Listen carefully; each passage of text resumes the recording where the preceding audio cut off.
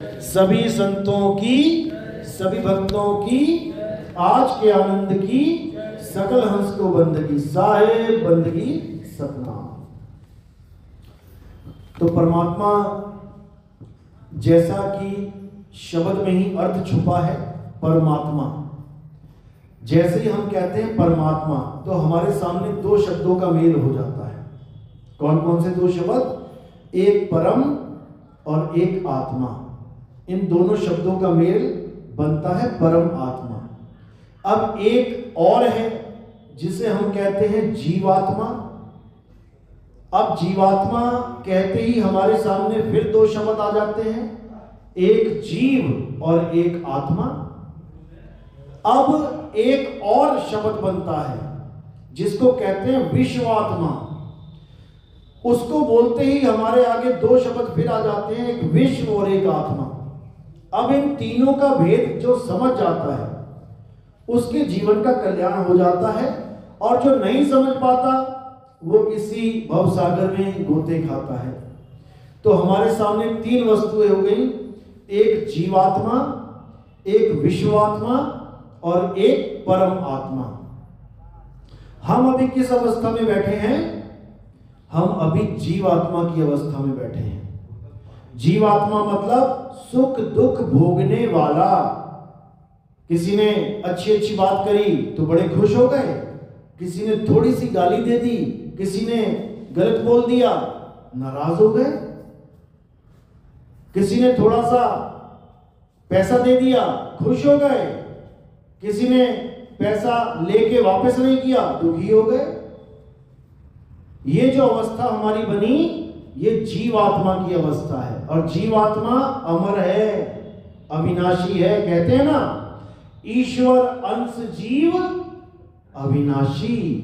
अविनाशी होता हुआ भी सुख और दुख में फंसा हुआ है, इसको हम जीवात्मा कहते हैं। ये जीवात्मा कहाँ रहता है? ये हमारी काया में रहता है। इस काया के अंदर कौन है? जीव है। शरीर को छोड़ के कौन जाएगा? जीव जाएगा। शरीर यानी पांच तत्वों का ये नाशवान शरीर किसकी वजह से जीवित है? जीव की वजह से जीवित है। नाम में ही अर्थ छुपा है, जीव जीवित। जिसने जीवित कर दिया वही जीव है। और जब ये जीव शरीर को छोड़ के चला जाएगा तो ये मुर्दा हो जाएगा। समझ लो। इसी को कबीर साहब की वाणियों में जीव, शिव और पीव बोला गया है। जीव, शिव, पीव। जीव यानी जीवात्मा, शिव यानी विश्वात्मा और पीव यानी परमात्मा। तो कहते हैं बहुबंधन में बांधिया एक बेचारा जीव, और केवल छूटे आपने जो न छुड़ाए पीव। कि जब तक परमात्मा की दया नहीं होती ये जीव बच नहीं सकता, निकल नहीं सकता। ये जन्म मरण के बंधन में बार बार गर्भ योनि में जाता रहेगा, आता रहेगा। तो इन दोनों अवस्थाओं में, सुख और दुख में कौन फंसा है? जीव। जीव फंसा है सुख और दुख में। अब शिव क्या है? विश्वात्मा क्या है? इसको संतों की भाषा में ब्रह्म कह देते हैं। ब्रह्म। तीन वस्तुएं हैं, जीव, ब्रह्म और पार ब्रह्म। तो जीव कौन है? जो सुख और दुख में उलझा पड़ा है, जो मंदिरों की लाइनों में खड़ा है सुख मांगने के लिए, भगवान मुझे सुख दे दो, भगवान मेरा परिवार सुखी हो जाए, मेरी लॉटरी लग जाए, मेरी नौकरी लग जाए, मेरी शादी हो जाए, बच्चे हो जाएं। ये कौन मांग रहा है? ये जीव मांग रहा है अज्ञानतावश। क्योंकि इसको पता ही नहीं है कि जो इसको चीजें मिलने वाली हैं वो पहले ही प्रारब्ध में लिख दी गई हैं। ये काया बनते ही तुम्हारे प्रारब्ध इसी में डाल दिए गए हैं। प्रारब्ध से ही काया बनी है। सुंदर बन के आए हो क्योंकि पहले जन्म में अच्छे कार्य किए हैं, अच्छे कार्य किए हैं, सुंदर रूप मिल गया। अच्छे कार्य करे हैं सुडौल शरीर मिल गया, अच्छे कार्य करे हैं, निरोग शरीर मिल गया, अच्छे कार्य किए हैं, अमीर बन के आ गए।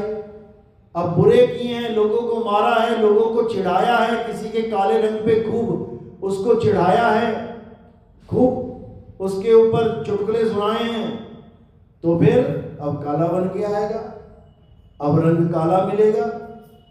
किसी अंधे को चिढ़ाया है, अंधा बन के आएगा। किसी लूले लंगड़े को परेशान किया है, लूला लंगड़ा होके आएगा।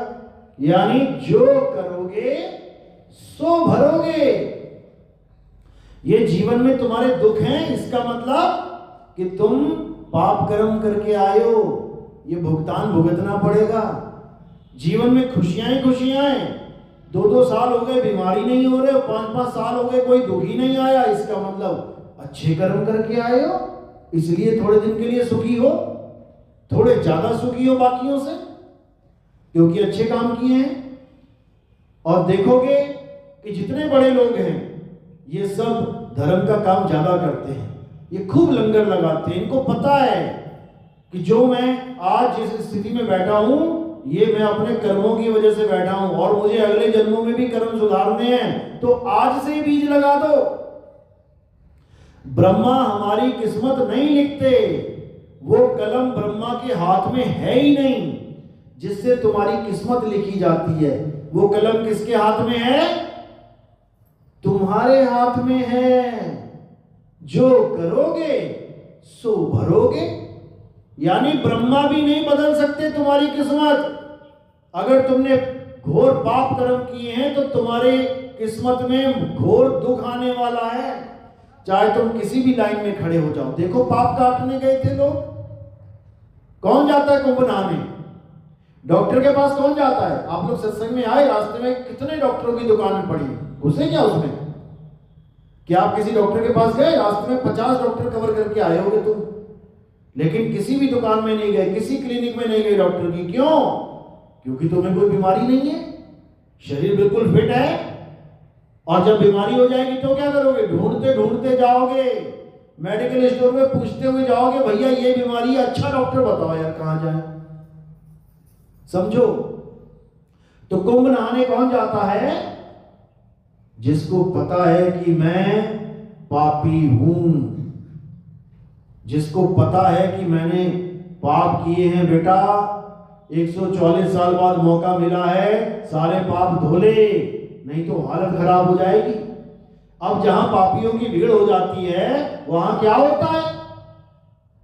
वही हुआ जो होता है, मरे, दौड़ दौड़ के, भाग भाग के, लिथड़ लिथड़ के, चितड़ चितड़ के मरे, और कोई पूछने वाला नहीं है। क्यों? पाप कर्म किए हैं। पापी का विनाश पक्का है, और लोग कह रहे हैं कि उनकी मुक्ति हो गई। अरे बड़े बड़े साधु कैलाश पर्वत पे सारी उम्र शरीर गला देते हैं, तब उनकी मुक्ति नहीं होती।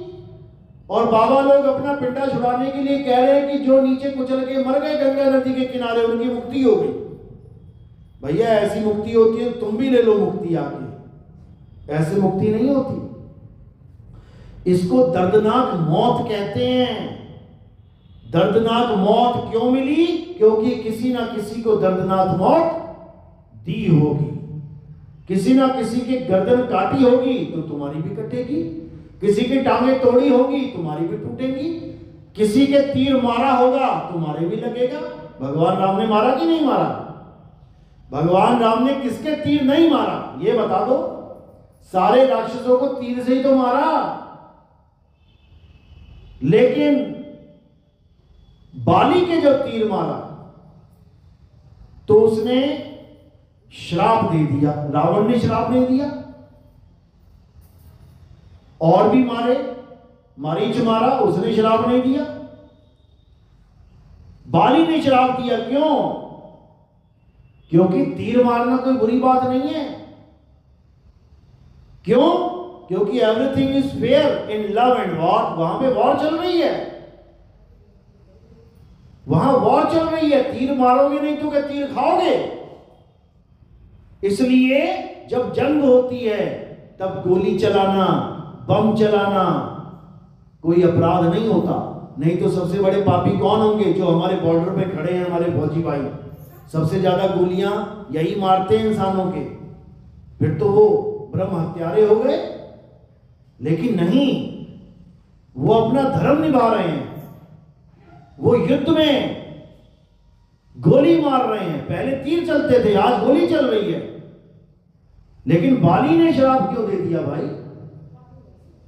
क्योंकि जब दो प्लेयर लड़ते हैं आपस में, चाहे कुश्ती के हों, चाहे कबड्डी के दो प्लेयर हों, चाहे फुटबॉल के दो प्लेयर हों, चाहे क्रिकेट के दो प्लेयर हों, चाहे रेसलिंग के दो प्लेयर हों, चाहे हॉकी के दो प्लेयर हों, वो दोनों ही इस खेल के नियम जानते हैं। दोनों जानते हैं। देखो, बॉलर जब बॉलिंग करता है और सामने बैट्समैन ने अगर अपना पैर आगे कर दिया विकेट्स के, तो बॉलर क्या करता है? अपील करता है एलबीडब्ल्यू की। क्यों? क्योंकि वो नियम जानता है और आउट हो जाता है वहां पे बैट्समैन। इसी प्रकार जो युद्ध के नियम होते हैं, युद्ध कौशल होते हैं, ये दोनों पार्टियों को पता होता है। बाली भी युद्ध कौशल में है, राम जी भी क्षत्रिय हैं, नियम बाली भी जानता है, नियम राम जी भी जानते हैं। तो राम जी ने क्या कर दिया? फाउल कर दिया। फुटबॉल में जब कोई फाउल करता है तो सामने वाला अपील कर देता है। राम जी ने क्या फाउल किया? उन्होंने छुप के बाली के, निहत्थे बाली के तीर मार दिया। अब जब फाउल किया है तो सामने वाले तो अपील करेगा। तो बाली ने क्या किया?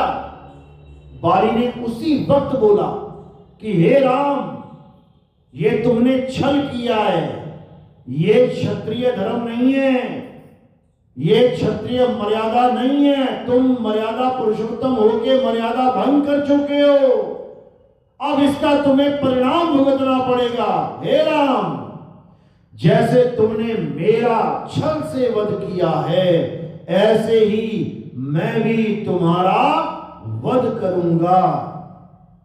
तो क्या राम जी को मार दिया बाली ने? उस जन्म में मार दिया क्या? उस जन्म में नहीं मारा। तो फिर ये प्रारब्ध बन गया। प्रारब्ध कर्म, संचित कर्म और वर्तमान कर्म, ये तीनों कर्म लागू होते हैं हमारे ऊपर। वर्तमान कर्म क्या होता है? जो अभी किया और अभी भुगत लिया। जैसे अभी आग लगी है, अभी हाथ डालो इसमें, क्या होगा? 1 साल बाद जलोगे, अभी के अभी जलोगे। ये वर्तमान कर्म है हमारे। एक होता है प्रारब्ध कर्म, यानी जो हमने काम किया है वो थोड़ा समय लेके उसका फल मिलेगा। जैसे तुमने आज गेहूं बोया, अब कब निकलेगा वो? कुछ समय लगने के बाद वो गेहूं की फसल तुम्हें दिखाई देगी। तुम कहो मैंने सुबह गेहूं डाला, दोपहर में तुम ढूंढने लग जाओ यार फसल कहां है, अभी नहीं मिलेगी। आज तुमने किसी का कत्ल कर दिया और तुम गायब हो गए, पकड़े गए, केस चला, 10 साल तक चलता रहा, उसके बाद फांसी की सजा हो गई। तो फल मिलने में कितना समय लग गया? 10 साल लग गए। समझो, कुछ लोगों को इस जन्म में फल ही नहीं मिलता, जैसे राम जी को नहीं मिला। कर्म राम जी के शरीर से हुआ, लेकिन पूरे जन्म में फल नहीं मिला।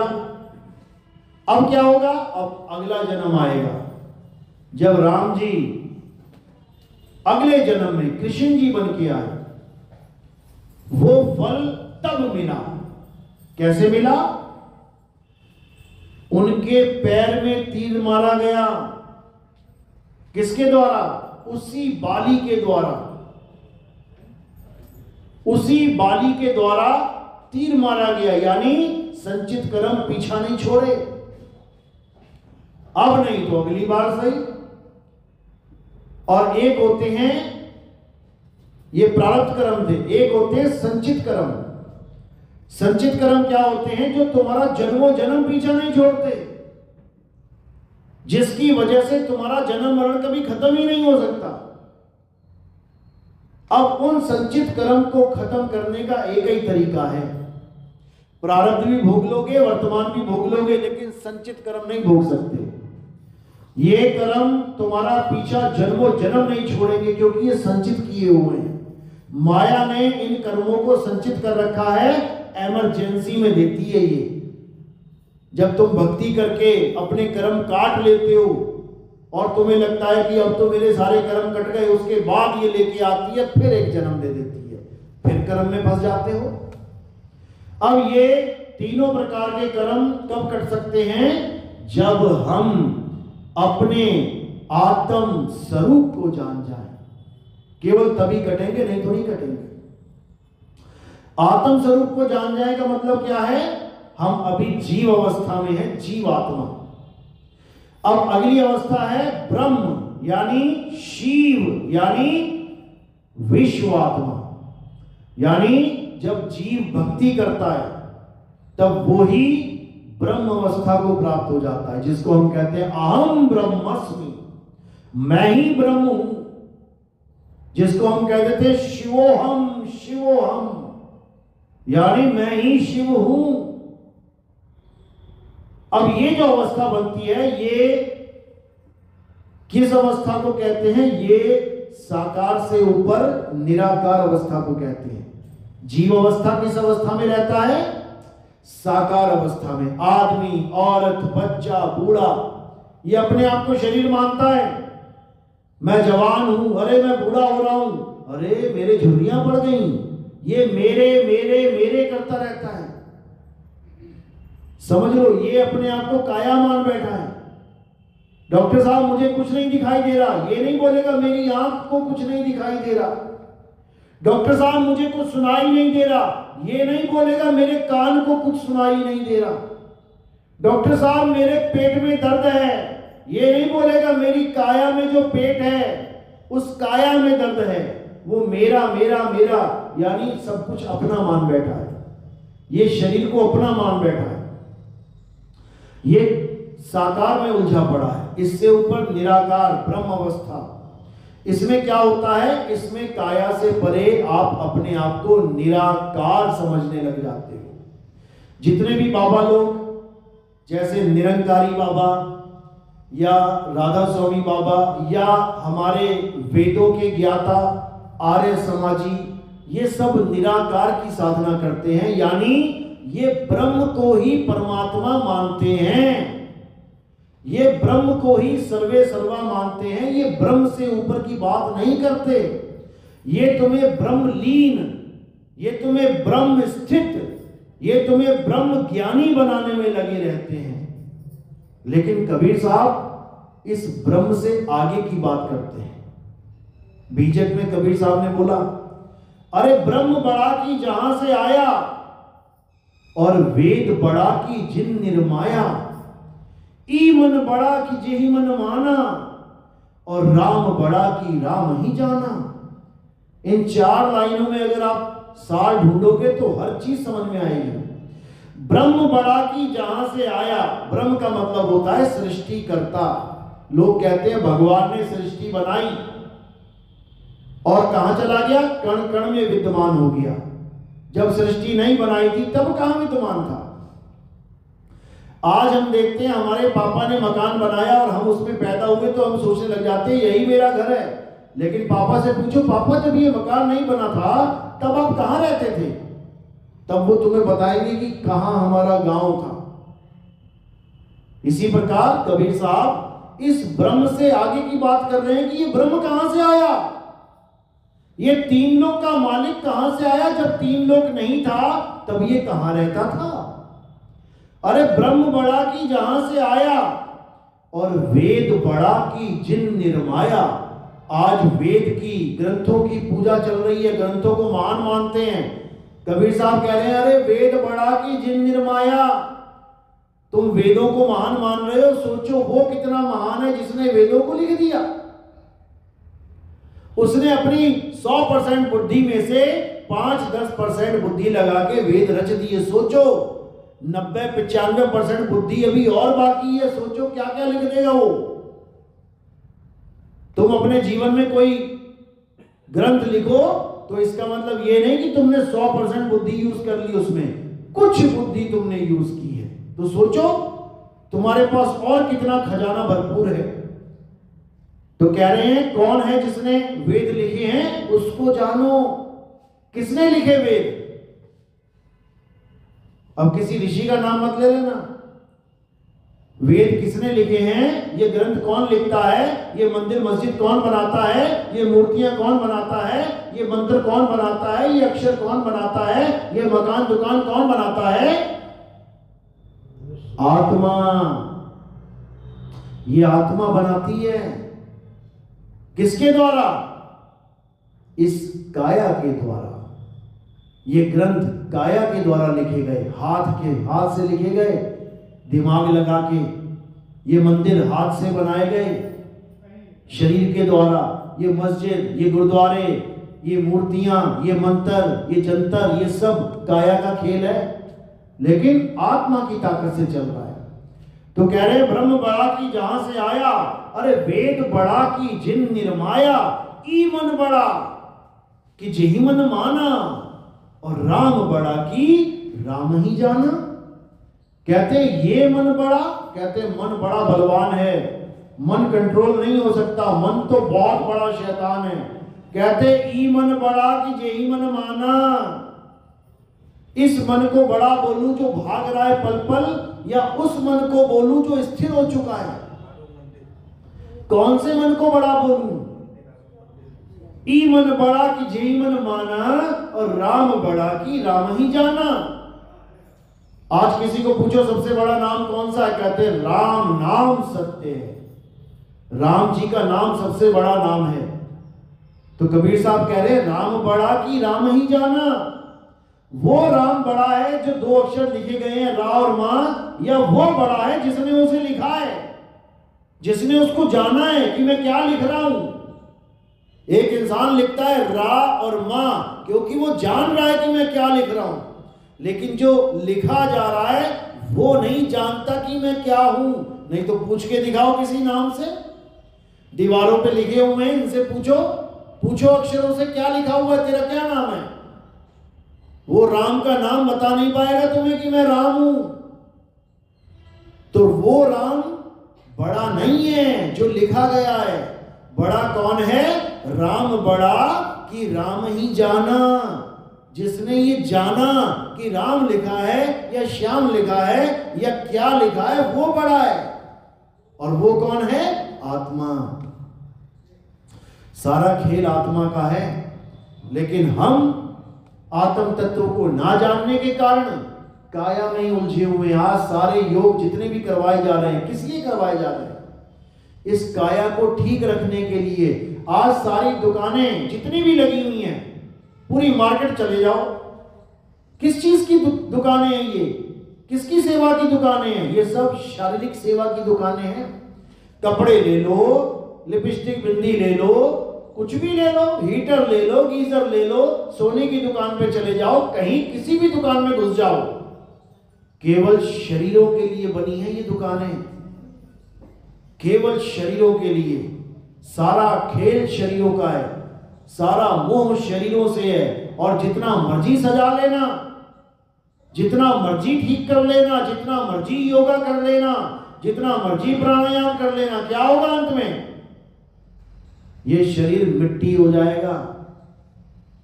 जितनी मर्जी अच्छे से अच्छी दवाइयां खा लेना, अच्छे से अच्छे प्रोटीन सप्लीमेंट खा लेना, क्या होगा अंत में? मिट्टी हो जाएगा। तो इस मिट्टी की हमें इतनी चिंता है कि हमारी अर्थव्यवस्था इस मिट्टी के सिर पे खड़ी हुई है। बड़ी बड़ी मेडिसिन कंपनीज, बड़े बड़े कपड़ों के उद्योग, बड़े बड़े चमड़ों के उद्योग, सारे उद्योग इस काया के ऊपर टिके हुए हैं। और अंत में ये काया मिट्टी हो जानी है। जो चीज मिट्टी होने के लिए बनी है, हम उसको सजने में, संवारने में लगे हुए हैं। और जो असली चीज है, जिसकी वजह से ये मिट्टी भाग रही है, चल रही है, खा रही है, पी रही है, उसको हम जान नहीं रहे। वो क्या है? आत्मा। कृष्ण जी ने आत्मा के बारे में बहुत समझाया गीता में कि हे अर्जुन, ये आत्मा अजन्मा है, नित्य है, शाश्वत है, पुरातन है। ये आत्मा ही सत्य सनातन है। आत्मा ही सत्य सनातन है, और जो आत्मा को जानता है केवल वही सनातनी है। और जो शरीरों की पूजा करता है वो कभी सपने में भी सनातनी नहीं हो सकता। क्यों? क्योंकि वो नाशवान वस्तु की पूजा करने में लगा है। वो नाशवान भगवान को पूज रहा है, और सनातनी कभी नाशवान की पूजा नहीं करता। सनातनी केवल सत्य को जानता है, इसीलिए सनातनी के आगे सत्य सनातन जोड़ा गया है। सत्य, और सत्य क्या है? आत्मा ही सत्य है। इसीलिए कबीर साहब बार बार समझा रहे हैं, जल में मीन प्यासी, मोहे देखत आवे हासी, आत्म ज्ञान बिना नर भटके, कभी काबा कभी काशी। आत्म ज्ञान बिना नर भटके, यानी आत्मा के ज्ञान के अभाव में ये जीव कभी मक्का मदीना भाग रहा है, और कभी मस्जिद में जा रहा है, कभी मंदिरों में जा रहा है, कभी कुंभ नहाने जा रहा है। और देखो क्या हो रहा है, अपनी जान से हाथ धोना पड़ रहा है। मक्का मदीना में लोग गए थे पिछली बार, 500 से ज्यादा लोग मारे गए उसको परिक्रमा करते हुए। इतनी गर्मी थी वहां पे। इससे अच्छा तो घर में ही अल्लाह अल्लाह कर देते भाई, जान से हाथ धोने पड़ गए। कुंभ में कितने लोग मारे गए, इससे अच्छा तो घर में ही नहा लेते। अरे गंगा नदी की बात ही, बनारस में नहा लेते, कानपुर में नहा लेते, हरिद्वार चले जाते, ऋषिकेश खाली पड़ा है, जितना मर्जी वहां पे डूब डूब के नहाओ। लेकिन नहीं, हम तो यहां नहाएंगे, यहां कटेंगे पाप, तो वहां वाली गंगा फेल हो गई क्या? आज तक तो यही बोला था गंगा हमारे पाप काटती है, अब वो गंगा फेल हो गई। अब झूसी में नहीं जाएंगे, बनारस में नहीं जाएंगे, अब वहीं प्रयाग में जाएंगे। यही अज्ञानता है। तुम कहीं चले जाओ, तुम्हारे पाप कटने वाले नहीं हैं। नहीं तो बनारस में जितने भी क्रिमिनल होते ना, गोली मारते और छलांग मार के गंगा में बोलते हर हर गंगे, और बाहर निकल आते कहते पाप माफ हो जाएगा। क्या पकड़ के फांसी होगी उनको, चाहे कितना ही जज के आगे बोलते रहे महाराज जी मैं रोज गंगा में नहा के आता हूं, पाप कट जाने चाहिए। कट जाएंगे क्या? नहीं कटेंगे, फांसी पे चढ़ के कटेंगे। और गंगा जो पाप काट रही है, जो ये भ्रम फैलाया है हमारे अंदर कि गंगा पाप काटती है, किसके काटती है पता है? 8 वसु थे, 8 वसुओं में से 7 वसुओं के पाप काटे गंगा ने। कैसे काटे? बच्चों को डुबो डुबो के। महाभारत देखिए ना, गंगा के 7 पुत्र, उनको पैदा होते डुबो दिया गंगा ने, यानी मृत्यु दे दी उनको। मृत्यु होगी तो पाप कटेंगे। और 8वां पुत्र, उसको उसके पाप नहीं काट पाई। क्यों? क्योंकि उसके पति ने बोल दिया ये क्या कर रही है, मेरे 7 बच्चे मार दिए तूने, ये 8वां ही मारेगी क्या?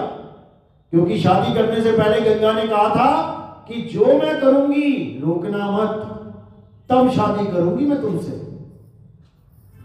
नहीं पता होगा दोबारा से देख लेना।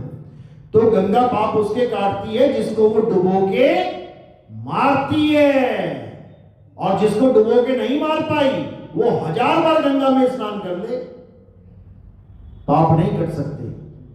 तो कौन कौन कटवाना चाहता है पाप अपने? हाथ खड़ा करो। डूब के कटेंगे, मर के कटेंगे। समझ लो,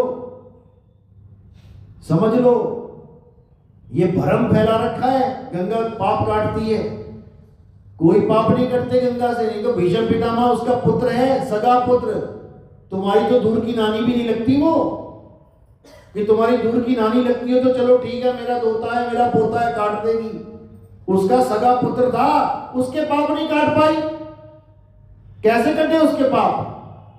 छलनी छलनी कर दिया शरीर, तब जाके पाप कटे। इच्छा मृत्यु होते हुए भी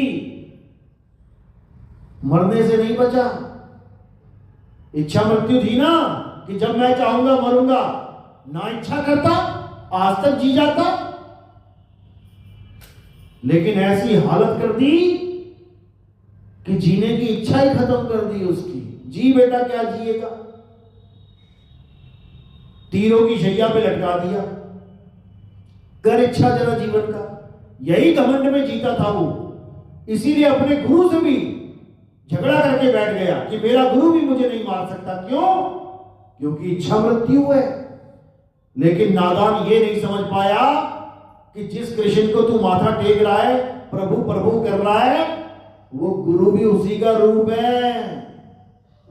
समझ लो, परशुराम, राम और कृष्ण ये तीन अलग अलग नहीं है, एक ही है।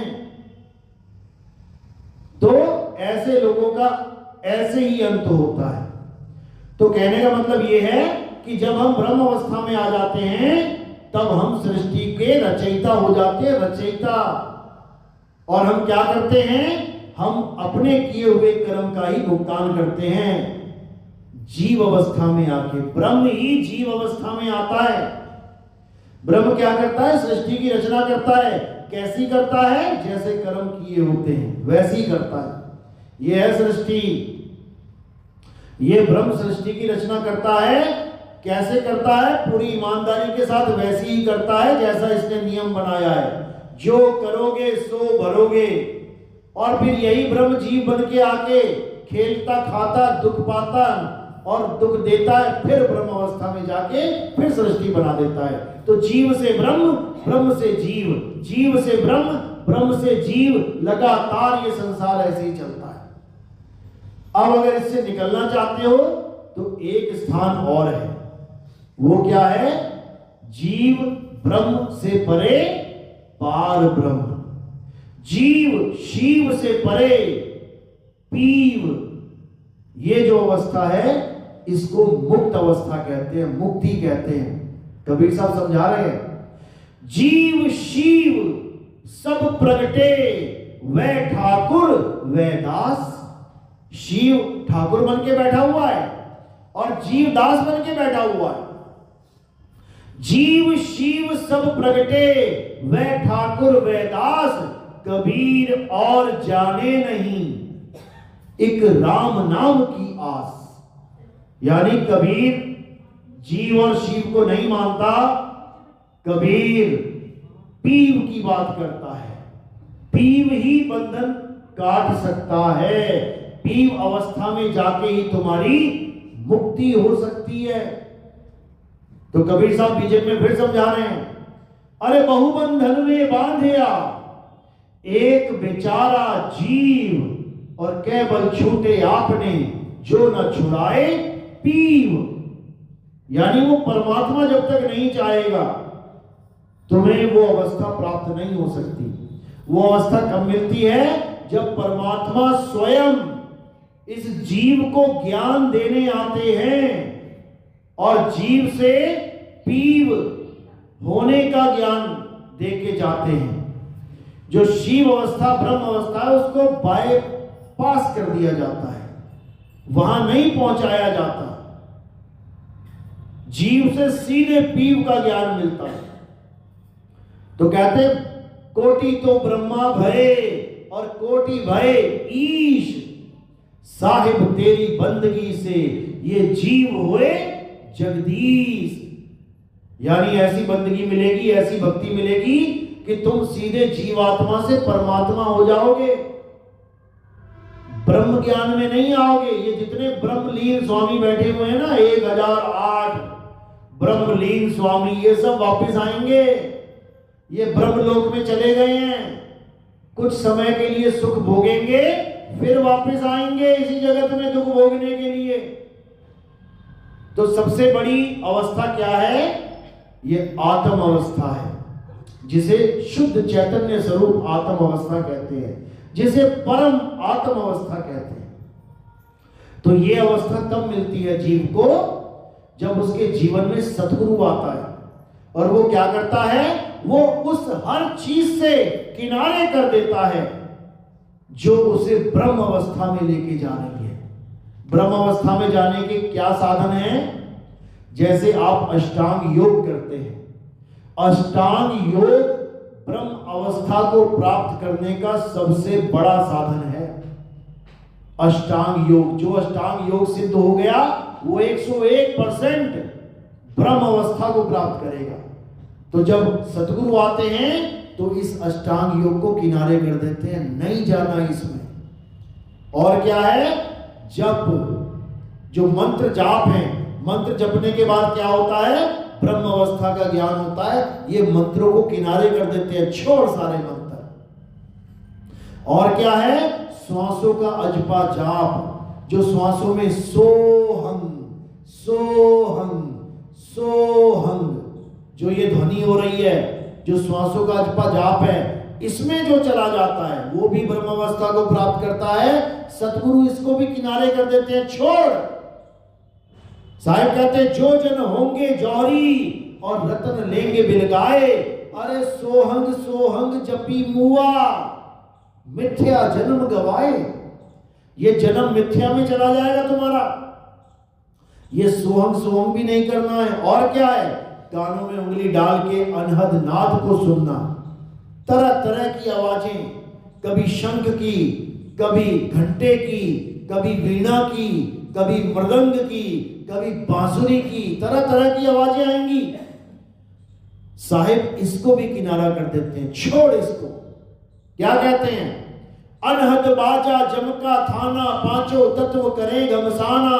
अनहद बाजा विधि विधि बाजे, सार शब्द न्यारी धुन गाजे। अब साहिब समझा रहे हैं कि अनहद को भी किनारे कर दो, जाप को भी किनारे कर दो, अजपा जाप को भी किनारे कर दो। तो क्या करना है? सार शब्द न्यारी धुन गाजे। उस सार शब्द को जानो और उसमें समाओ। ये जाप, अजपा और अनहद ये ब्रह्म की साधना है। ये अखंड नाम नहीं है, ये खंडित हो जाते हैं। तो कह रहे हैं जाप मरे, अजपा मरे, अनहद भी मर जाए और सुरत समाए शब्द में, वाको काल ना खाए। सुरत समाए शब्द में। अब ये कौन सा शब्द है? ये कोई हिंदी, पंजाबी, उर्दू, फारसी का मंत्र जाप नहीं है। ये कोई श्वासों में ओ हम को हम वो हम सो हम, श्वासों में अल्लाह वाहिगुरु, ये वो नहीं है। या कानों में उंगली डाल के अनहद शब्द को सुनना, ये वो शब्द नहीं है। ये कौन सा शब्द है? ये हमारा आत्म स्वरूप है।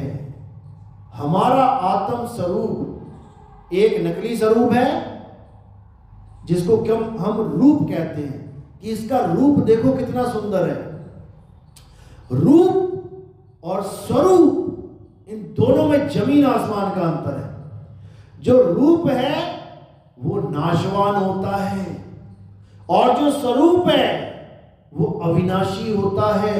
रूप बदलता है। तुम बचपन में कितने से थे? छोटे से।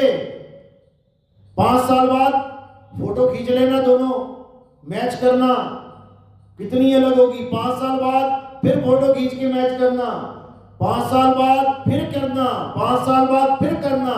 तुम 50 साल के हो गए, 10 फोटो आ जाएगी 5-5 के साल के अंतराल में। तुम 10 को देखोगे तो 10 का रूप बदला हुआ है, लेकिन स्वरूप कभी नहीं बदल सकता, क्योंकि जो तुम बचपन में थे वही आज भी हो और वही अंत समय भी होगे और शरीर छोड़ने के बाद भी वही रहोगे। क्योंकि तुम्हारा जन्म मरण होता ही नहीं है। जन्म मरण किसका होता है? शरीर का होता है। नाशवान शरीर का जन्म मरण होता है, तुम्हारा नहीं होता। इसीलिए साहिब बार बार समझा रहे हैं कि अपने स्वरूप को जानो। तुम शब्द हो, तुम देह नहीं हो। साहिब समझा रहे हैं, हम हैं शब्द शब्द हम माही, हमसे भिन्न और कछु नाही। शब्द ना भिन्न से देही, और कहें कबीर हम शब्द सनेही। कि मैं शब्द स्वरूप हूं, तुम भी शब्द स्वरूप हो। बीजक देखो, शब्द हमारा तू शब्द का, अरे सुन मत जा सरक, और जो चाहे निज रूप को, निज रूप यानी स्वरूप, जो चाहे निज रूप को तो शब्द ही ले परख। शब्द को परखो कि गुरु तुम्हें क्या जो दे रहा है। क्या गुरु तुम्हें मंत्र दे रहा है परमात्मा को पाने के लिए? राम राम राम राम, राधे राधे राधे राधे, वाहिगुरु वाहिगुरु वाहिगुरु, अल्लाह अल्लाह अल्लाह, क्या ये नाम दे रहा है? इसका मतलब वो आत्म स्वरूप को नहीं जानता, वो केवल बनावटी मजहबों को, धर्मों को जान रहा है जो इंसानों ने बनाए हैं।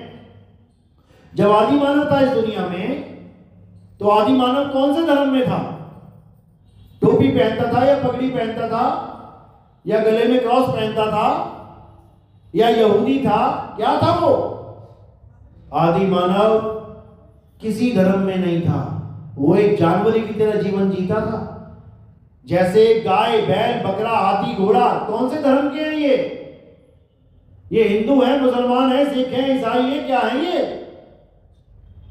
कोई धर्म नहीं है इनका। क्यों? क्योंकि इनके पास 52 अक्षर नहीं है। इंसान क्यों धर्मों में बट गया?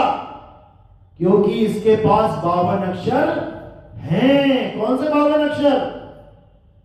बच्चों के स्कूल में जाना, जहां नर्सरी एलकेजी की क्लासें चलती हैं, ऐसे ही कैलेंडर लगे होते हैं वहां दीवारों पे। क्या लिखा होता है उसके ऊपर? अ आ इ ई उ ऊ ए का खा गा चा छा जा टा ठा। क्या है ये सब? ये 52 अक्षर हैं। किसने बनाए? भगवान ने बनाए। अगर भगवान ने बनाए होते तो स्कूल में जाके पढ़ने ना पढ़ रहे होते, सीखने ना पढ़ रहे होते, याद ना करने पड़ रहे होते। बेटा का के बाद क्या आता है? खा आता है। अगर भगवान ने बनाया होता तो जैसे तुम्हारा दिल धड़क रहा है और तुम्हें पता भी नहीं है धड़क कैसे रहा है, तुम्हारी सांस चल रही है और तुम्हें पता भी नहीं है चल कैसे रही है, ऐसे तुम्हारे मुंह से तड़ातड़ ये 52 अक्षर निकल रहे होते। समझ लो। लेकिन नहीं, ये 52 अक्षर किसने बनाए हैं? इंसानों ने बनाए हैं। हिंदुस्तान में जो आदि मानव थे उन्होंने कितने बनाए? 52। और जो अमेरिका, कनाडा में, इंग्लैंड में आदि मानव थे उन्होंने कितने बनाए? 26। यानी हमने उनसे दुगने बना डाले। उनकी बुद्धि 26 पे आके खत्म हो गई, हमने 52 बना डाले। लेकिन बनाए हमने ही है, किसी भगवान ने नहीं। अब जैसे ये सारे अक्षर बन गए, अब क्या हुआ? अब नाम रखने की प्रथा चालू हो गई। जो भी चीज दिख रही है उसका नाम रखो। पानी दिखा, नाम रख दिया पानी, और अपने साथ जो भी लोग रहते थे उनको पढ़ाना चालू कर दिया। पानी, गिलास उठाया, पानी दिखाया, या हाथ में पानी दिखाया और सिखाया ये पानी है। लकड़ी, पत्ता, फल, फूल, कंद, मूल, मिट्टी, हवा, धरती, रेता, ये सब नाम रख दिए। किससे? इन्हीं 52 अक्षरों से। सारी दुनिया के नाम रख दिए। हिंदुस्तानियों ने हिंदी भाषा में रख दिए, अंग्रेजों ने अंग्रेजी भाषा में रख दिए। हमने रखा आग, उन्होंने रखा फायर। हमने रखा अर्थ, धरती, उन्होंने रखा अर्थ। हमने रखा हवा, उन्होंने रखा एयर। यानी अपनी अपनी भाषा में सारे निपुण हो गए। यहां तक भी बात समझ में आती है कि दुनिया में रहना है तो भाषा होनी चाहिए। लेकिन अब आगे क्या हुआ? आगे भगवानों के नाम रखने शुरू कर दिए। अरबी वालों ने क्या रख दिया? अल्लाह। ईसाइयों ने क्या रख दिया? गॉड। हिंदुओं ने क्या रख दिया हिंदुस्तान में? भगवान। पंजाबियों ने क्या रख दिया? वाहिगुरु। यानी ये सारे नाम बना के अपने अपने धर्म फिट कर दिए सबने कि हम तो वाहिगुरु को मानते हैं, हम अल्लाह को मानते हैं, हम गॉड को मानते हैं, हम भगवान को मानते हैं। और ग्रंथ लिखने शुरू कर दिए इन्हीं 52 अक्षरों से, ताकि ये ग्रंथों को पढ़ पढ़ के लोग हमें ज्वाइन करें। अब हर ग्रंथ में लिखा है, कुरान में लिखा है अल्लाह ने सूरज बनाया, चांद बनाया। पुराणों में लिखा है, वेद में लिखा है भगवान ने सूरज बनाया, चांद बनाया। बाइबल में लिखा है गॉड ने सूरज बनाया, चांद बनाया। गुरु ग्रंथ साहब में लिखा है वाहिगुरु ने सूरज बनाया, चांद बनाया। तो अगर ये चारों अलग अलग होते तो हमारे सौरमंडल में कितने सूरज चमक रहे होते? अभी 4 चमक रहे होते। 4 चांद पृथ्वी का चक्कर लगा रहे होते और 4 पृथ्वियां होती। तुम देख के कहते ये अल्लाह वाला चांद है, वो वाहिगुरु वाला चांद है, वो गॉड वाला चांद है, ये अल्लाह वाला सूरज है, ये गॉड वाला सूरज है। लेकिन ऐसा नहीं है, सूरज एक है, चांद भी एक है। इसका मतलब ये ग्रंथ जिसकी महिमा गा रहे हैं वो एक है, वो 2 नहीं है। कबीर साहब समझा रहे हैं बीजक में, भाई ने 2 जगदीश कहां से आया और कहो कौन और आया। ये 2 भगवान कहां से आ गए जो तुम लड़ने लग गए? झगड़ा तो इस बात का होना चाहिए था कि पहले मुझे मिले या पहले मुझे मिले। अभी सोना रख दो बीच में, झगड़ा किस बात का होगा? मुझे मिल जाए, मुझे मिल जाए, मुझे मिल जाए। दुनियावी वस्तुओं के लिए तुम झगड़ा करते हो कि मुझे मिल जाए, और जिसको पाने के लिए इंसान जन्म मिला है उसके नाम पे झगड़ा करते हो कि वो बड़ा है या वो बड़ा है। अरे भाई, वो बड़ा छोटा है ही नहीं, वो एक ही है। झगड़ा उसको बड़ा छोटा करने का नहीं है, उसको पाने का है, उसको पाना है। बड़े छोटे को कोई थर्मामीटर लेके तुम, इंची टेप लेके तुम नाप नहीं लोगे कितना गर्म है, कितना ऊंचा है, कितना लंबा है। उसको पाना है। और पाएंगे कैसे? जब हमें उसका भेद पता लग जाएगा, वो रहता कहां है। परमात्मा हमें नहीं मिल रहा है, उसका केवल इतना सा कारण है कि हमें सही जगह नहीं मिल रही ढूंढने के लिए। नहीं तो बताओ, मीरा को नहीं मिला क्या? मीराबाई को मिला कि नहीं मिला? पायो जी में नाम रतन धन पायो, तुम्हें क्यों नहीं मिला? तुम्हें क्यों नहीं मिला? रविदास जी को मिला कि नहीं मिला? नानक साहब को मिला कि नहीं मिला? पलटू जी, मलुकदास जी, भीखा जी, गरीबदास जी, नाभा जी, दादू दयाल जी, ईसा मसीह, कितने लोगों के नाम लूं जिनको जीते जी मिला। हमें क्यों नहीं मिल रहा है? केवल इसलिए क्योंकि हम उस जगह उसे ढूंढ ही नहीं रहे हैं जहां वो है। हम कहां ढूंढ रहे हैं? हम मंदिर, मस्जिद, गुरुद्वारों में, पत्थरों में, नदियों में, नालों में, हम यहां ढूंढ रहे हैं और वो वहां है नहीं, तो मिलेगा कैसे? तो कबीर साहब समझा रहे हैं, अरे वस्तु कहीं और ढूंढे कहीं, कैसे लागे हाथ। गुप्त वस्तु तब मिले जब भेदी लीजे साथ।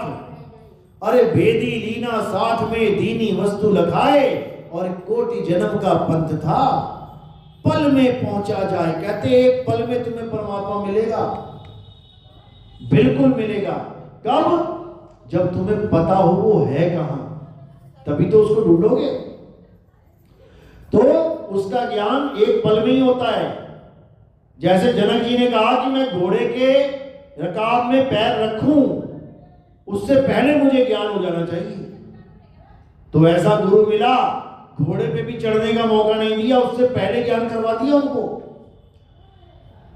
तो जब गुरु मिल जाते हैं तो पल का खेल होता है, पल में पता लग जाता है कि मेरा परमात्मा है कहां, और तुम्हारी भक्ति वहीं से शुरू हो जाती है। क्योंकि सबसे मुश्किल ये जानना है कि वो है कहां। समझ लो, तुम्हारा बच्चा खो गया, 1 महीना हो गया ढूंढते हुए, गली गली शहर शहर ढूंढ रहे हो, पूरी दुनिया खाली पड़ी है ढूंढने के लिए। शायद इस शहर में हो, शायद उस शहर में हो, जाते ही चले जा रहे हो। अब एक आदमी ने फोन कर दिया तुम्हें, अरे भाई तेरा लड़का लाल किले के दरवाजे पे खड़ा है, मेन गेट पे। जैसे ही तुम्हें पता लगा, कितनी देर में पता लग गया तुम्हें? एक पल में। तुम वहां नहीं भी गए तब भी तुम्हें पता लग गया कि मेरा लड़का कहां है। तो जैसे ही तुम्हें पता लगा कि लाल किले के गेट पे खड़ा है, उसी क्षण सारी दुनिया के स्थान, सारी दुनिया के गांव, नगर, शहर, बस्ती तुम्हारे लिए यूजलेस हो गए, तुम्हारे लिए बेकार हो गए। यानी इतना कुछ होते हुए भी तुम्हारे लिए किसी काम का नहीं रह गया। अब काम का क्या है? लाल किले का गेट। केवल पूरी दुनिया में तुम्हारे दिमाग में लाल किले का गेट है, बाकी तुम्हें कहीं नहीं जाना। अब मिलेगा तुम्हें परमात्मा, अब मिलेगा तुम्हें तुम्हारा बच्चा। सीधे लाल किले के दरवाजे पे पहुंच जाना, तुम्हें वही खड़ा मिलेगा। अब पहुंचने में समय लग सकता है। तुम बाइक से निकले हो, तुम्हें 10 घंटे लग जाए। तुम कार से निकले हो, शायद 6-7 घंटे में पहुंच जाओ। तुम हवाई जहाज से निकले हो, तुम आधे घंटे में पहुंच जाओगे। अब तुम्हारी स्पीड पे डिपेंड करता है कि तुम जा कैसे रहे हो, लेकिन निशाना मिल चुका है। इसीलिए कबीर साहब ने कहा, निशाना कोई मारे संत सुजान। परमात्मा हमें इसलिए नहीं मिल रहा क्योंकि हमें निशाना ही गलत दिया जा रहा है।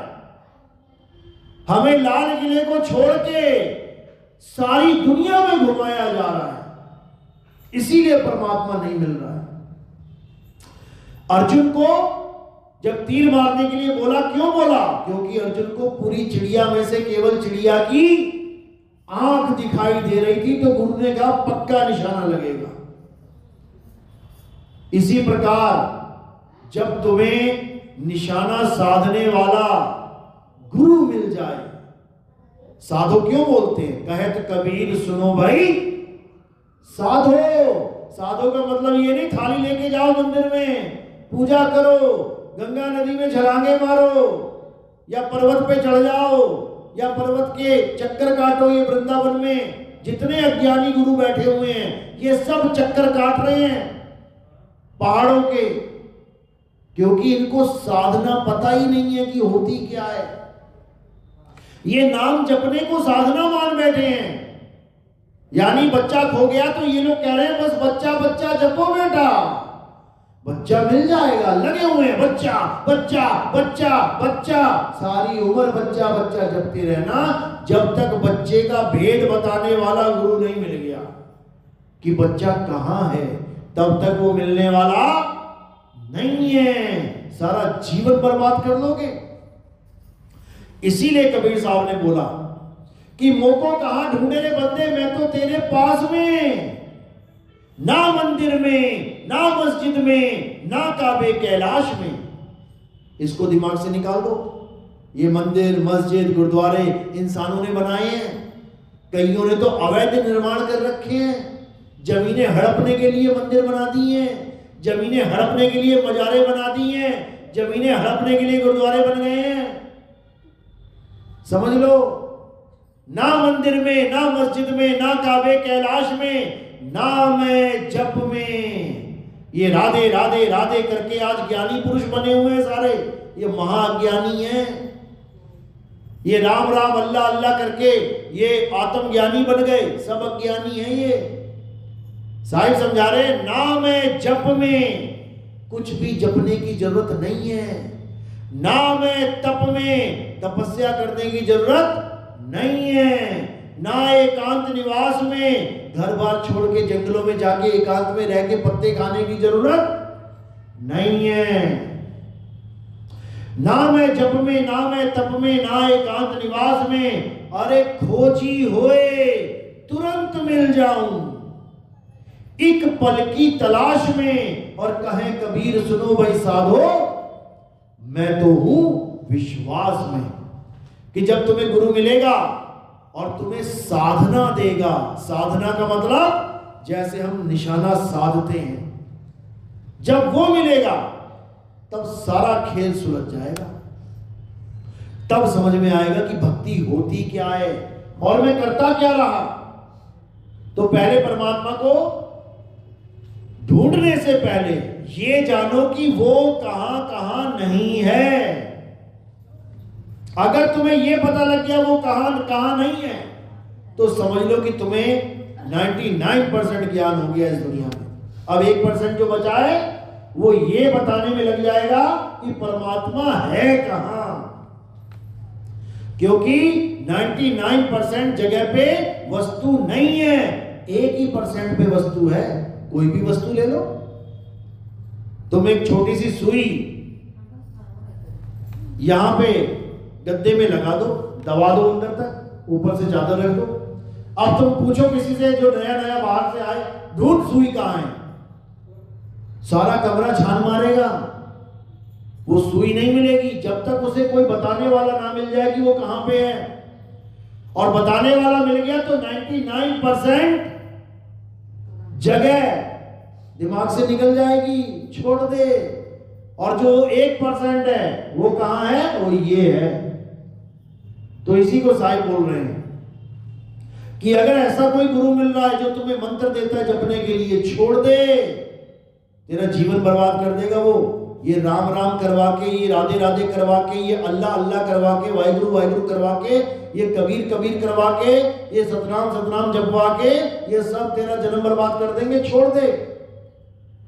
जो भी कहता है इस काया के अंदर परमात्मा है, शरीर में परमात्मा है, छोड़ दे। शरीर में परमात्मा नहीं है। शरीर में कौन है? जीव और ब्रह्म है। ये दोनों अवस्थाएं शरीर की हैं। ज्ञान गुदड़ी पढ़ो। तामे जीव ब्रह्म और माया, समर्थ कैसा खेल बनाया। क्या है काया में? ये तो माया ही है। पहली बात, काया और माया एक हो जान। ये काया ही माया है। माया बदलती है बार बार। माया जन्म ले रही है, माया का नाश हो रहा है। तो काया और माया एक, जीव और ब्रह्म अवस्था, इन दोनों में। अब इससे परे है वो परमात्मा, यानी काया से परे है वो, उसको जानना है। तो ना तो बाहर परमात्मा है कि मंदिर मस्जिद गुरुद्वारों में नदी नालों में तुम ढूंढते फिरो, बिल्कुल गलत निशाना है, छोड़ दो। और ना ही काया में परमात्मा है कि तुम आगे आंखें बंद करके बैठे हो, योग कर रहे हो, ये भी नहीं, छोड़ दो। तुम समाधि लगा के बैठ गए, तुम्हें प्रकाश दिखाई दे गया, तुम्हें ज्योत दिखाई दे गई, तुम्हें तरह तरह के रंग दिखाई दे गए, तुम्हें स्वर्ग महास्वर्ग शिवलोक गोलोक अमरलोक अकैलोक अनामी लोक कुछ भी दिखाई दे गया, छोड़ दे। ये सब अज्ञान है। तो ज्ञान क्या है? ना पिंडे और ना ब्रह्मंडे। ना परमात्मा इस काया में रहता है, ना परमात्मा बाहर संसार में रहता है। वो इन दोनों से अलग अपने निज स्थान पे रहता है। और वो निज स्थान क्या है? उसको अधर द्वीप कहते हैं। कबीर साहब कह रहे हैं, अधर द्वीप तहा गगन गुफा में है निज वस्तु सारा, और ज्योति स्वरूपी अलख निरंजन धरता ध्यान हमारा। कहते हैं ये अलख निरंजन यानी ब्रह्म, ये सृष्टि कैसे बना पाता है? आत्मा की ताकत से। आत्मा की ताकत से ये सृष्टि बन रही है। आत्मा ना हो सृष्टि नहीं बन सकती, समझ लो। और ये सारे नाम किससे बन रहे हैं? 52 अक्षरों से। 52 अक्षर ना हो तो ना तुम हिंदू, ना तुम मुस्लिम, ना तुम सिख, ना तुम ईसाई, ना तुम धीरज, ना तुम पंकज, ना तुम सीमा, ना तुम कोई नहीं होगे। तुम्हारा कोई नाम ही नहीं होगा। जैसे हजारों गाय बैल देखते हो सड़क पे चलते हुए, क्या नाम रखोगे उनका? हजारों गाय हैं, कोई नाम नहीं है। तो क्या अस्तित्व नहीं है? अस्तित्व है। गाय दिख रही है, बिना नाम के जी रही है, बिना ये जाने पानी पी रही है कि इसको पानी बोलते हैं, बिना ये जाने घास खा रही है कि इसको घास बोलते हैं। ये तो हम फंसे पड़े हैं 52 अक्षरों में। ये फूल है, ये घास है, ये पत्थर है, ये कांच है, ये धरती है, ये आकाश है, ये हम जानने में लगे हुए हैं। और जितना जानते रहते हैं उसी को हम सोचते हैं बड़ा ज्ञानी है, बड़े अक्षर याद कर लिए इसने। बायोलॉजी में पढ़ते हैं हम, हार्ट में कितने चैम्बर है, किडनी में क्या है, क्रोमोसोम नंबर क्या है, ये है वो है, सारा दिमाग में नोट कर रहे हैं, याद कर रहे हैं। और क्या सोच रहे हैं, अरे बहुत बड़ा ज्ञानी है ये तो। ये अक्षर ज्ञान है, अक्षर ज्ञान। ये सारा जीरो हो जाएगा 1 सेकंड में। तुम रट्टू तोता बन चुके हो, तुम अक्षरों को रट रट के ज्ञानी बन गए हो, पोथियों को पढ़ पढ़ के ज्ञानी बन गए हो, दोहों को रट रट के ज्ञानी बन गए हो। लेकिन जिसके लिए दोहे बोले जा रहे हैं उसको तुम जान नहीं रहे हो। साहिब कह रहे हैं पोथी पढ़ पढ़ जग मुआ, अरे भयो ना पंडित कोए, और एक आखर पीव का पढ़े सो पंडित होए। एक आखर पीव का, अज्ञानियों ने दोहा भी बदल दिया। 2.5 आखर प्रेम का पढ़े सो पंडित हुए। बताओ 2.5 आखर प्रेम का कहां से आ गया बीच में? असली दोहा है एक अक्षर पीव का। पीव यानी जीव, शिव, पीव यानी परमात्मा का। अगर तुमने एक अक्षर पढ़ लिया, एक अक्षर यानी कौन सा एक अक्षर? हिंदी का, पंजाबी का, उर्दू का, फारसी का, चाइनीज का, डच का, पुर्तगीज का, स्पेनिश का, कौन सा? एक अक्षर यानी, अक्षर का मतलब होता है अविनाशी। अक्षर, शर यानी नाशवान, आगे आ लगा दिया। अक्षर यानी अविनाशी, यानी अगर तुमने परमात्मा का एक अक्षर यानी परमात्मा का अविनाशी रूप पढ़ लिया तो तुम पक्के ज्ञानी हो जाओगे। इसको आत्म ज्ञान कहते हैं। तुम्हें आत्मा का ज्ञान हो गया तो तुम पक्के ज्ञानी हो गए, पक्के पंडित हो गए। और जो पोथी पढ़ पढ़ के तुम कहानियां सुना रहे हो, ये तुम खुद का भी जन्म बर्बाद कर रहे हो और सामने बैठे लोगों का भी जन्म बर्बाद कर रहे हो।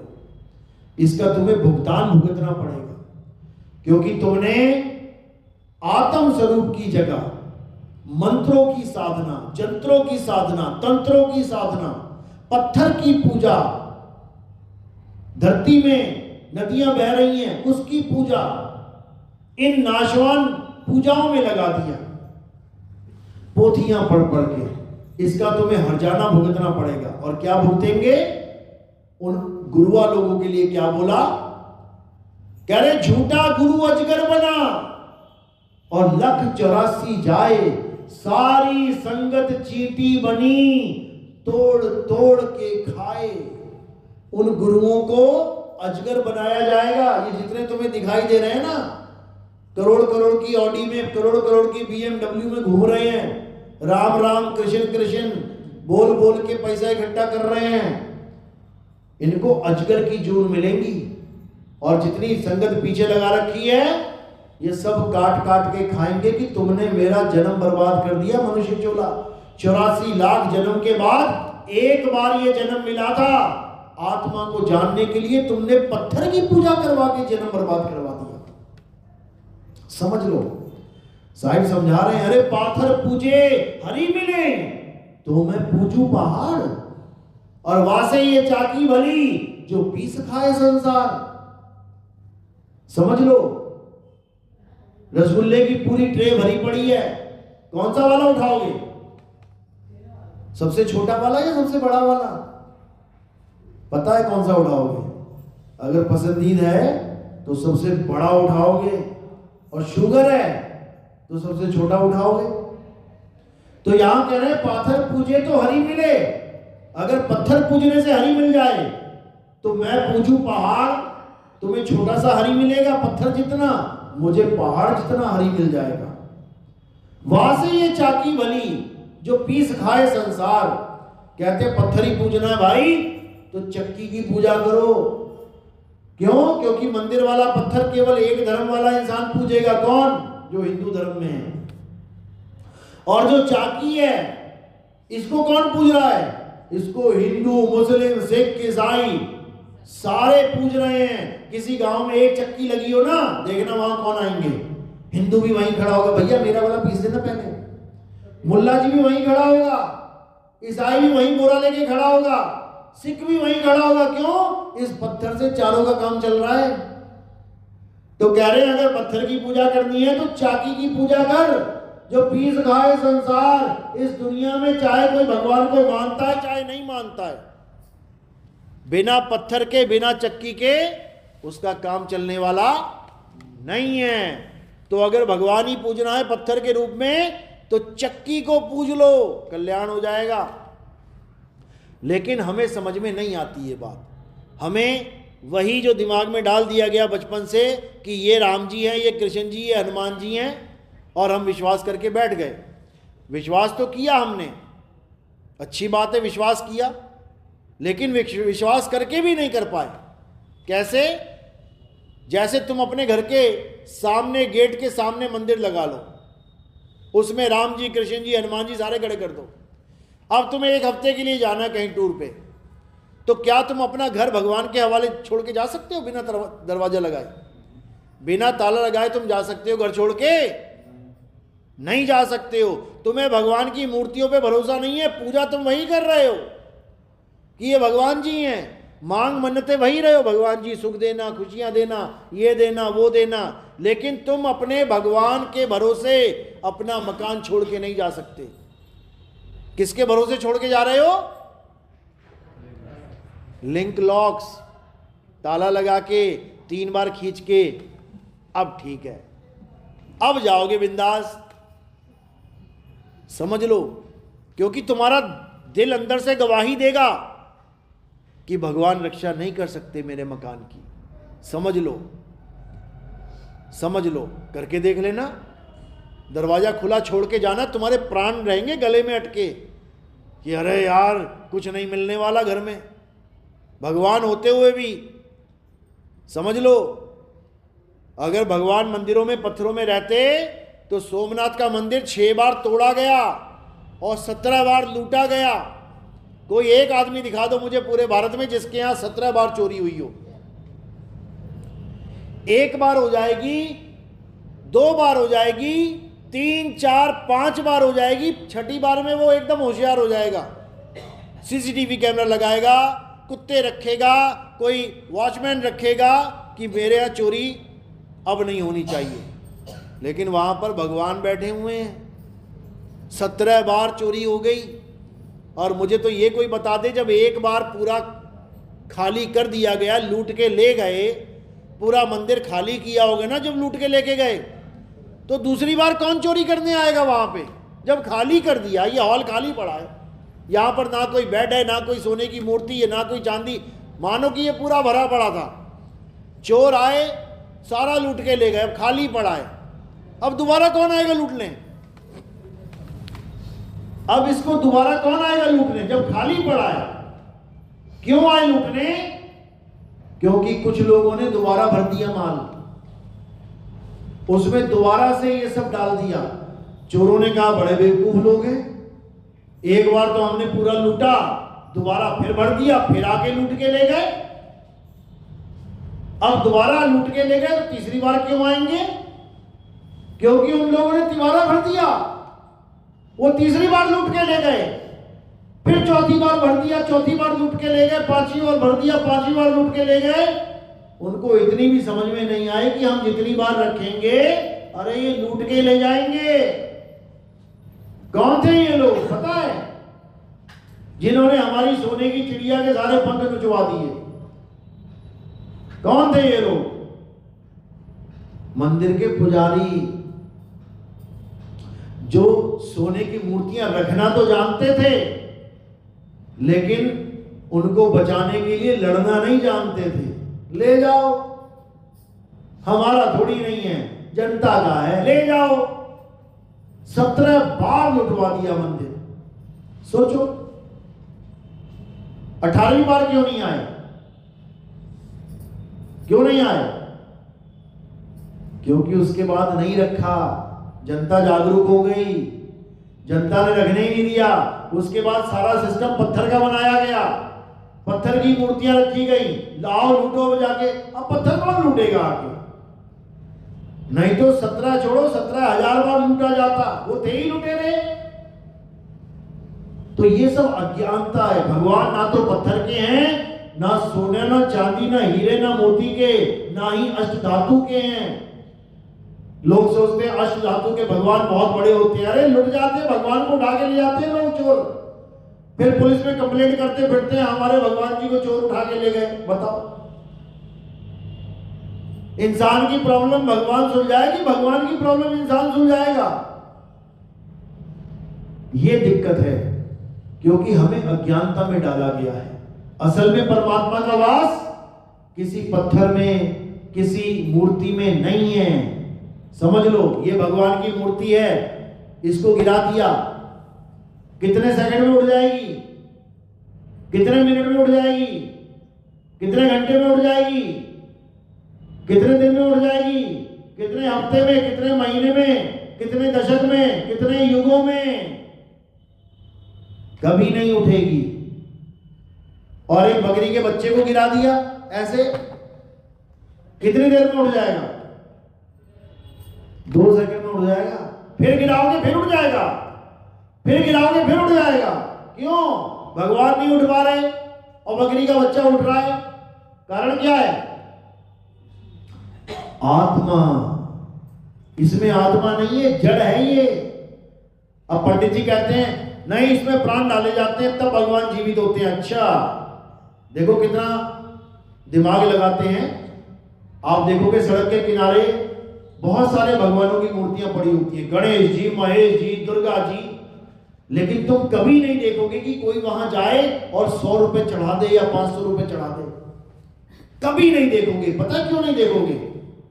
क्योंकि पंडित जी ने भ्रम डाल रखा है ये कान में कि वो मूर्तियां निर्जीव हैं, वो मूर्तियों में जीव नहीं है। हम प्राण प्रतिष्ठा करेंगे तब इसमें जीव आ जाएगा, तब इसको मंदिर में स्थापित किया जाएगा। ये भ्रम में डाला है हमने। चलो ठीक है, एक में प्राण है एक में नहीं है, यानी एक बच्चा जीवित है, प्राण है, एक मुर्दा है, दोनों को धक्का दे देते हैं। कौन सा वाला उठेगा? जीवित वाला या निर्जीव वाला? जीवित वाला। चलो ठीक है, अब दोनों मूर्तियां रख लेते हैं सामने। एक पंडित जी ने जीवित कर दी है जिसमें प्राण प्रतिष्ठा हो गई है, और एक बिना जीव वाली रख देते हैं। अब देते हैं दोनों को धक्का, कौन सी उठेगी? कौन सी उठेगी? दोनों ही नहीं उठेंगी। इसका मतलब झूठा जीव है उसके अंदर, नकली प्राण डाल दिए। समझ लो। लेकिन लोगों को ऐसा भरमाया जाता है, ऐसा भरमाया जाता है, अरे अगर भगवान जीवित हैं तो पंडित जी रात में ताला लगा के क्यों जाते हैं? खोल के जाओ मंदिर, गले में ताला क्यों लगा होता है? क्यों लगा होता है? तुम्हारे सामने तुम्हारा मोबाइल पड़ा है, तुम्हारे सामने तुम्हारा पर्स पड़ा है, नोट खुले पड़े हैं, तुम बैठे हुए हो, कोई उठा के लेके जाके दिखाई जरा। तुम्हें अपने ऊपर इतना भरोसा है कि मेरा मोबाइल अगर मेरे सामने कोई लेके नहीं जा सकता। अरे तो भगवान तो तुमसे भी बड़ा बना रखा है वहां पे, 20 फुट का। उसके पैरों के नीचे गल्ला लगा रखा है और गल्ले में ताला लगा रखा है। यानी तुम्हें यह भी भरोसा नहीं है कि भगवान जी के सामने जो गल्ला पड़ा है ये भी सेव है कि नहीं है।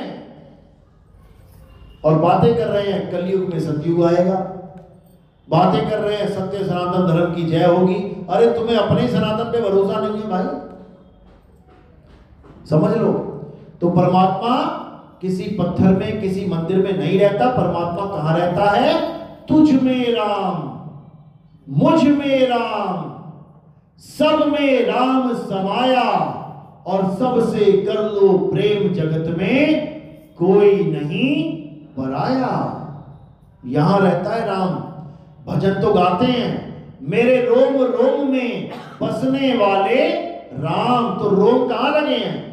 रोम यहां लगे हैं कि तुम्हारे मंदिर में रोम लगे हैं? रोम यहां लगे हैं और पूजा जा रहा है मंदिर में करने। अरे जहां रोम लगे हैं वहीं तेरा राम है।